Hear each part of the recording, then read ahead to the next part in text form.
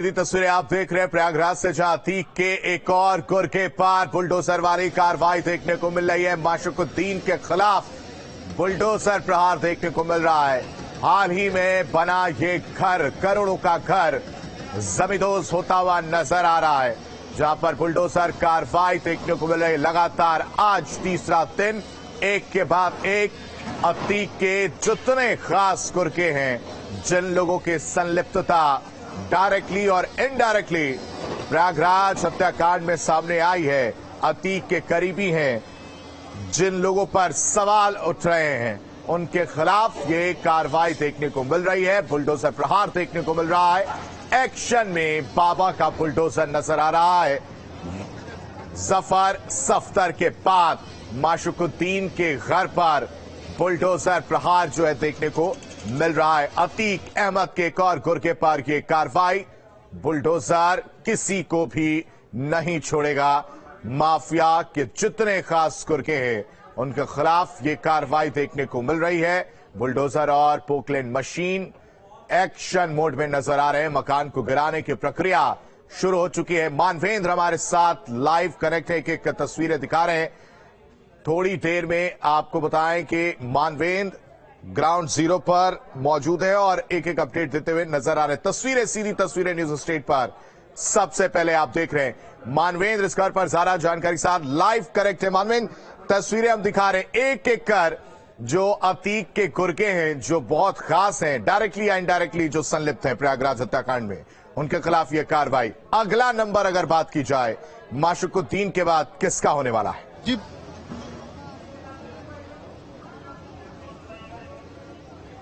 जी देखिए, सीधे तस्वीर सबसे पहले दिखा दें किस तरह से यहाँ पर बड़े पैमाने पर 3 बुलडोजर और 1 पोकलैंड मशीन, ये अगर आप देखें, ये इधर बुलडोजर है और उस साइड 2 बुलडोजर हैं और ये पोकलैंड मशीन है जो बहुत पावरफुल है और किसी बड़ी इमारत को डिमोलिश करने के लिए इसका प्रयोग किया जाता है। क्योंकि ये 2 मंजिला इमारत है और बड़ी इमारत है और बेहद आलीशान है। अगर आप इसका इंटीरियर देखेंगे, इसकी डिजाइन देखेंगे, तो ऐसा लगता है कि बहुत पैसे खर्च करके 5 करोड़ के आसपास इसकी अनुमानित कीमत है। तो इसको आप जेसीबी और बुलडोजर जो है वो डिमोलिश कर रहे हैं और थोड़ी देर में ये इमारत, शानदार इमारत, मलबे के ढेर में बदल जाएगी। जिस तरह से यहाँ पर काम चल रहा है, थोड़ा सा विरोध भी यहाँ पर देखने को मिला था, लेकिन अब कार्रवाई शुरू हो चुकी है। तीन तरफ से जो जेसीबी और बुलडोजर हैं वो इसको गिरा रहे हैं। और अगर हम बात करें तो नंबर कल किसका आएगा, इसकी जानकारी शायद किसी के पास हो, क्योंकि पीडीए वाले और प्रशासन के लोग बहुत गुप्त रखते हैं। बिल्कुल मानवेंद्र, तस्वीर दिखाते रहिए और इस गुप्त जानकारी को एक बार जरूर कोशिश करिए कि अगर जो अधिकारी हैं वो बता पाए, अगर वहां पर मौजूद हैं तो तस्वीरें दिखाते हैं साथ।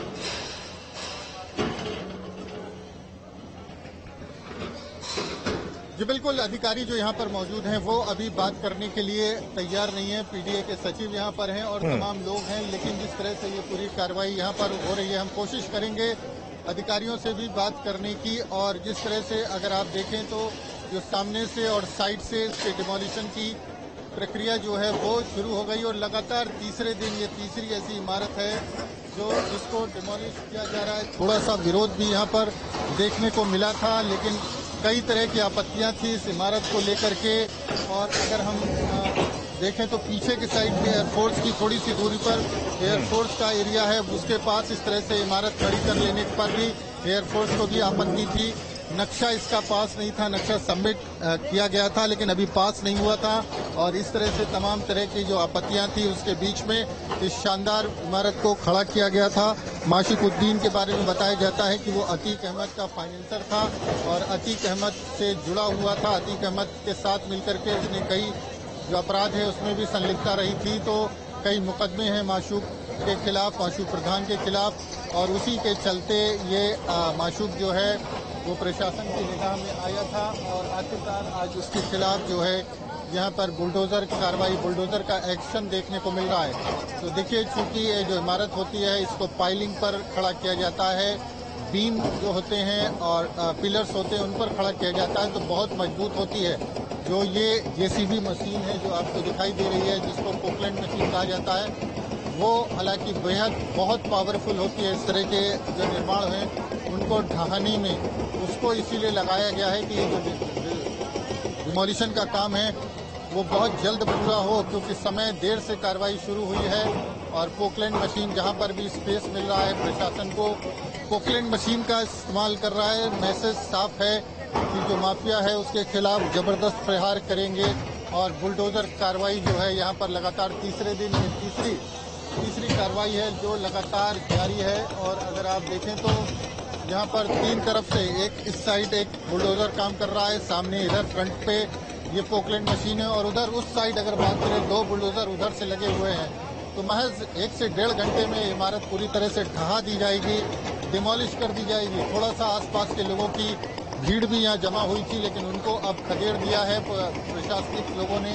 जो महिला थी इस मकान की मालिकिन थी, जो माशूक प्रधान की बहू है, वो भी यहाँ पर पहुंची थी और उन्होंने भी अपना विरोध यहाँ पर किया था। लेकिन क्योंकि फैसला हो चुका था, लिस्ट में इनका नाम था और तमाम जो अनियमितताएं थी इसके निर्माण को लेकर के वो सामने आई थी, तो बचने की कोई गुंजाइश नहीं थी।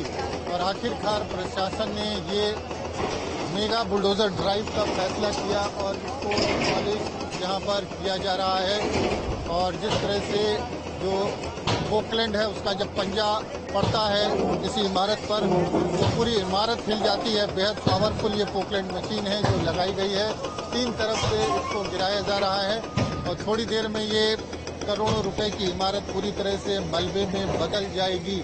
और लगभग अब ये पूरी तरह से अभी कह सकते हैं कि थोड़ी सी गुंजाइश है, लेकिन काफ़ी हद तक तबाह हो चुकी है और अब ये रहने लायक इमारत नहीं रह गई है। अगर यहाँ पर किसी को रहना चाहेगा तो इस पूरी इमारत को डिमोलिश करना पड़ेगा और उसके बाद ही यहाँ पर कोई दूसरा निर्माण हो सकता है।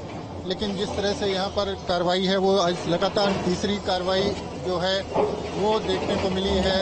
जो सफदर अली जो हथियारों की लाइसेंस दुकान के मालिक थे उनके घर को डिमोलिश किया गया और उसके पहले जो जफर अहमद थे, जो जफर अहमद का घर था जहाँ पर अतीक का परिवार पनाह लिए हुए था, उस घर को डिमोलिश किया गया था।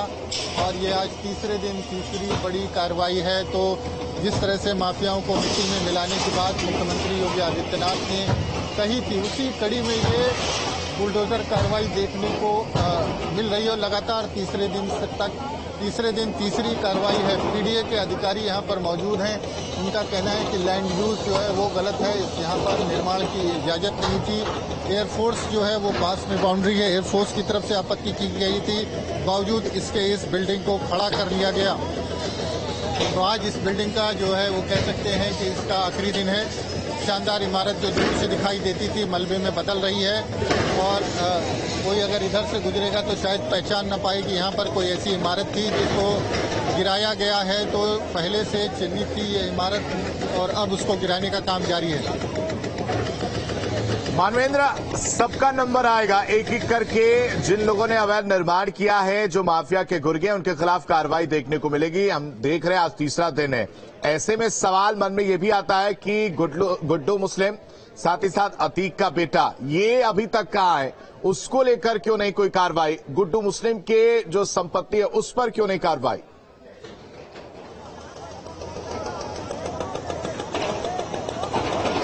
ये देखिए, जो गुड्डू मुस्लिम की संपत्तियां हैं उसको चिन्हित कर रही है पीडीए की टीम और तमाम जगहों से ब्यौरा जुटाया जा रहा है। हमारे पास जो गुड्डू मुस्लिम के एक मकान की तस्वीर सामने आई वो बेहद सकरी गली में है। ऐसे में वहां पर बुलडोजर तो नहीं जा सकता, लेकिन बता रहे हैं कि उसको मैनुअली डिमोलिश किया जाएगा। और अगर हम गिरफ्तारी की बात करें तो ये जो डिमोलिशन का काम है, ये जो ध्वस्तीकरण का काम है, ये पीडीए की तरफ से होता है और जो शूटर्स हैं उनकी गिरफ्तारी और उनकी पहचान के लिए पुलिस और एसटीएफ की टीमें लगाई गई हैं। तो अलग अलग विभाग हैं, दोनों विभाग अपने अपने काम में जुटे हुए हैं। सरकार से संबंधित जितने विभाग हैं जो माफियाओं के खिलाफ कार्रवाई कर सकते हैं वो सब मिलजुल करके साथ में इस कार्रवाई को अंजाम दे रहे हैं। और एक तरफ तो ये ध्वस्तीकरण है, दूसरी तरफ जो अपराधी हैं, शूटर्स हैं, उनके खिलाफ पुलिस और एसटीएफ की टीमें लगी हुई हैं, उनको तलाश कर रही हैं। और ये कहा जा रहा है कि जल्द उनको गिरफ्तार कर लिया जाएगा, जल्द उनके खिलाफ भी बहुत बड़ी कार्रवाई देखने को मिलेगी। तो देखना ये होगा कि जो मेन शूटर्स थे, जो तस्वीर में सामने आए थे, वो शूटर्स कब तक पकड़ में आते हैं और उनकी क्या पहचान पुलिस के सामने आती है। हालांकि जो गुड्डू मुस्लिम की आपने बात करी और जिस तरह से और तमाम शूटर थे वो सब चिन्हित हुए थे, वो सब कहीं ना कहीं अब उनकी तलाश जो है वो पुलिस और एसटीएफ की टीमें कर रही हैं। थोड़ी देर में तो कुछ दिनों में ये कहा जा रहा है कि इस इमारत को इन सभी आरोपियों को पकड़ लिया जाएगा और उनके खिलाफ सख्त कार्रवाई की जाएगी। एक इनकाउंटर इसमें अरबाज नाम के ड्राइवर का हुआ था जो शूटर्स की कार चला रहा था, और ये बताया जाता है कि उसके बाद और दूसरे शूटर्स की भी तलाश चल रही है। और ये जानकारी भी सामने आई है कि जो शूटर्स हैं उनमें से कई जो है वो लगातार लोकेशंस बदल रहे हैं और इसकी वजह से वो पुलिस के हत्थे नहीं चढ़ पा रहे हैं। कई बार एसटीएफ को, पुलिस को ये सूचना मिली कि वो किसी जगह पर मौजूद हैं और उनकी तलाश में जब छापा मारा गया तो उसके पहले वहां से वो निकल गए थे।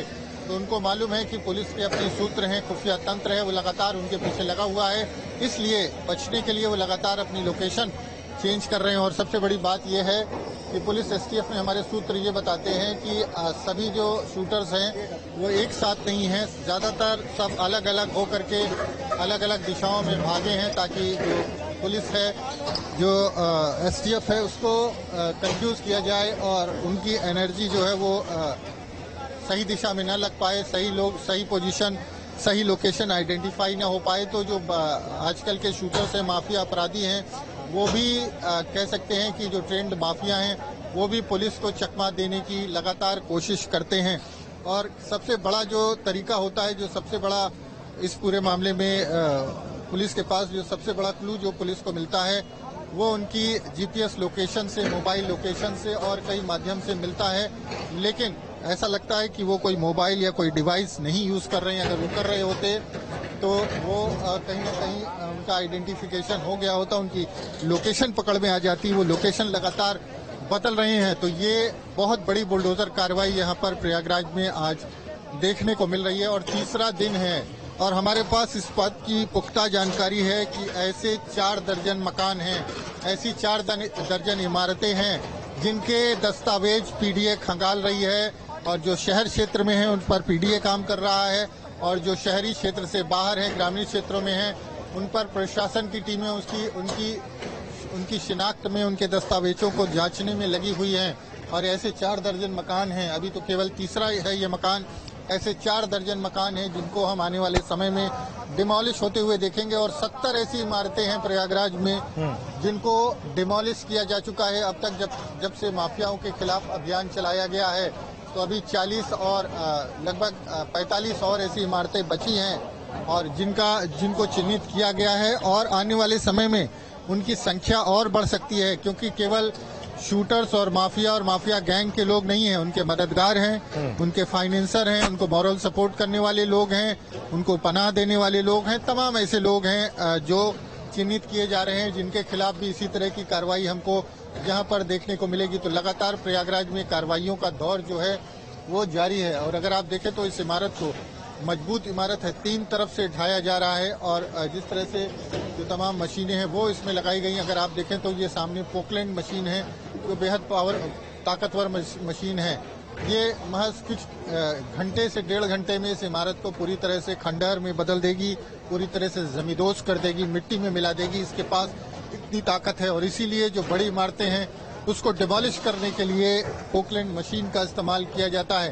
तो देखिए पोकलैंड मशीन है और 3 जेसीबी हैं मशीनें यहाँ पर। हालांकि उस साइड अब पोकलैंड मशीन गई है तो जेसीबी मशीनें, जो बुलडोजर है उसको पीछे हटाया गया है और ये बहुत पावरफुल पोकलैंड मशीन को लगाया गया। अगला हिस्सा जो है उसका जो पोर्च है उसको देखिए गिराने जा रही है पोकलैंड जो मशीन है।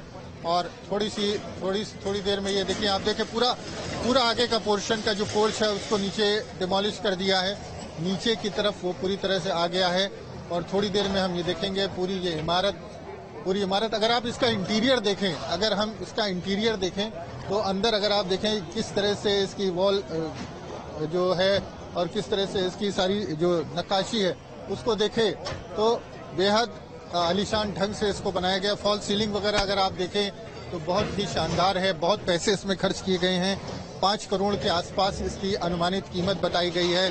और जिस तरह से इसकी इंटीरियर की बात कर लें, चाहे जिस तरह से इसकी रेलिंग्स की बात कर लें, इसके डिज़ाइन की बात कर लें, किसी बड़े आर्किटेक्ट से इसके नक्शे को डिज़ाइन कराया गया होगा, क्योंकि इस तरह की इमारतें आमतौर पर कम ही देखने को मिलती हैं। इनके निर्माण में बड़ा खर्च आता है, 5 करोड़ के आसपास इसकी अनुमानित कीमत है, ऐसा पीडीए के जो अधिकारी हैं वो बता रहे हैं। तो अभियान के सिलसिले में शायद बीते 3 दिनों से जो अभियान चल रहा है उसमें ये सबसे महंगी, सबसे अधिक जो जिस इमारत में पैसा लगाया गया था वो इमारत ये होगी जिसको आज यहाँ पर डिमोलिश किया जा रहा है। तो डिमोलिशन की प्रक्रिया लगातार जारी है, वो आने वाले समय में इसी तरह से देखने को मिलती रहेगी।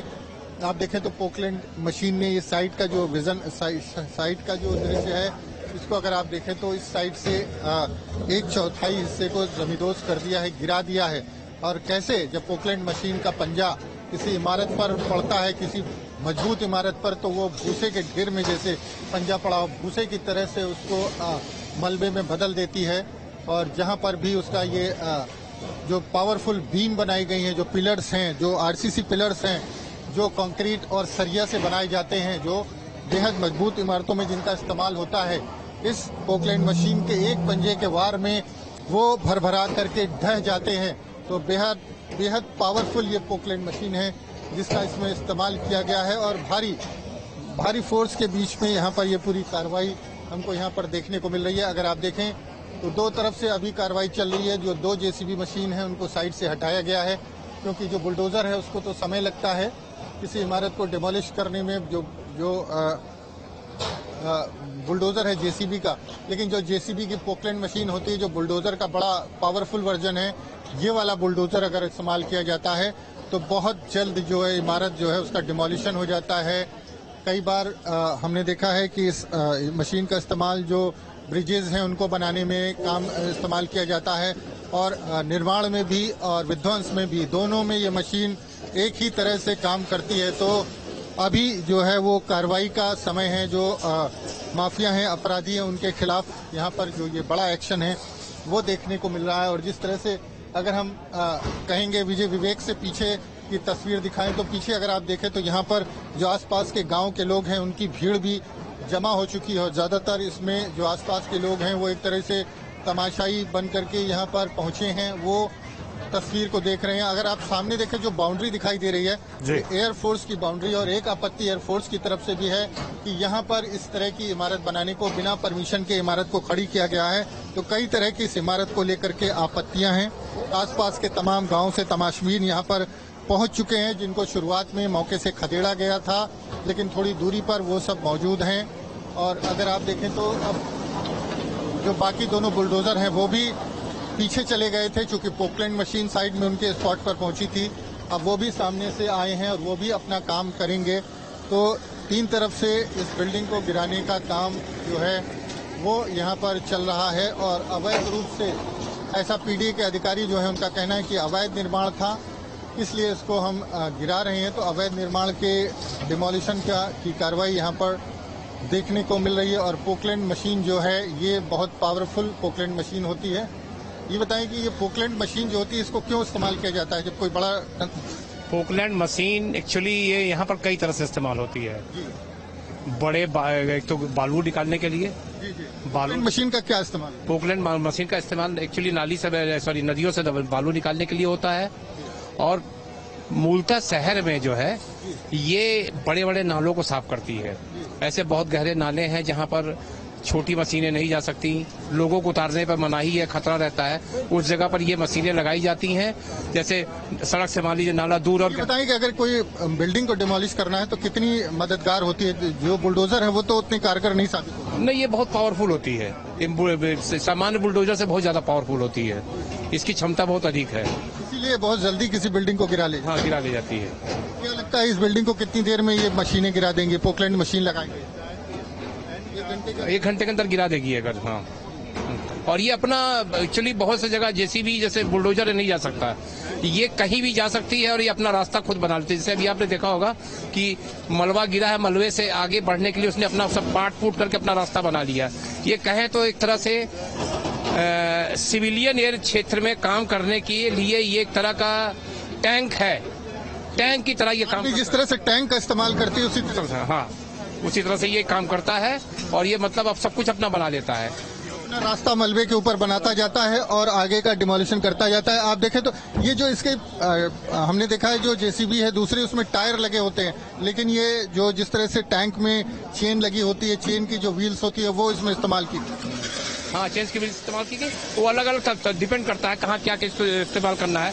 वो टैंकर में अधिकतर तो व्हील्स जो होती है रबड़ वगैरह की होती है।